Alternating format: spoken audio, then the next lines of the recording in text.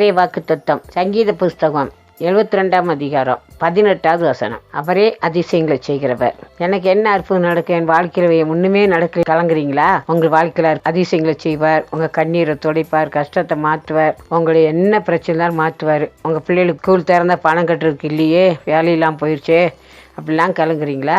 கர்த்தர் உங்களுக்கு கட்டாயம் பணம் தருவார். உங்கள் தேவைகளை சந்திப்பார். ஒரு குறையுமே வராதபடிக்கு கர்த்தர் காத்துக்கொள்வார்.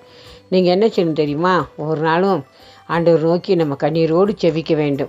செபிக்கும் போது உங்கள் வாழ்க்கையில் பெரிய காரியத்தை செய்வார். அவரால் முடியாத காரியம் உலகத்தில் ஒன்றுமே கிடையாது. அவர் நிச்சயமாக செய்வார். உங்களுக்கு வாழ்க்கையில் அற்புதத்தை செய்வார். யோபின் புஸ்தகம் 9ஆம் அதிகாரம் 10வது வசனம். எண்ணி முடியாத அதிசயங்கள். அதிசயம் போது இயற்கைக்கு மேற்பட்ட காரியம். எண்ணி முடியாத அதிசயங்களை உங்கள் வாழ்க்கையில் செய்ய போகிறார். நிச்சயமாக உங்கள் கண்ணீர் துடைக்க போகிறார்.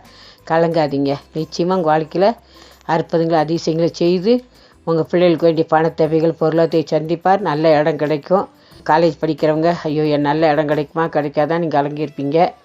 அதே போல் ஸ்கூலுக்கு போகிறவங்க என் பிள்ளைகள் இடம் கிடைக்குமா கிடைக்காதா, பணம் எப்படி கிடைக்கும் கலங்கியிருக்கீங்க. உங்கள் கர்த்தர் உங்கள் கண்ணீர் துடைச்சி உங்கள் வாழ்க்கையில் அதிசயங்களை செய்ய போகிறார். கலங்காதீங்க. ஜெபம் பண்ணுமா?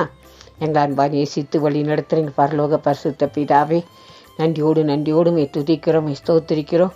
ஒவ்வொரு வாழ்க்கையிலும் அற்புதங்களை செய்யுங்க, அதிசயங்களை செய்யுங்கப்பா. உங்கள் நாமத்தை மையப்படுத்துங்க. ஒவ்வொரு தேவையும் சந்திங்கப்பா. ஆசீர்வதித்து உயர்த்துங்கப்பா.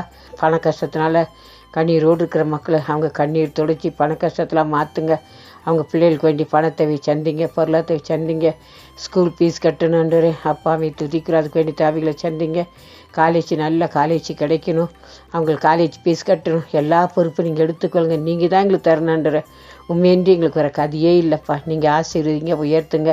உங்கள் பிள்ளைகளுடைய கண்ணீரை துடைச்சிருங்க. ஆசீர்வித்து உயர்த்துங்க. எல்லா துதிக்கான மகிமுக்கு செலுத்துகிறோம்.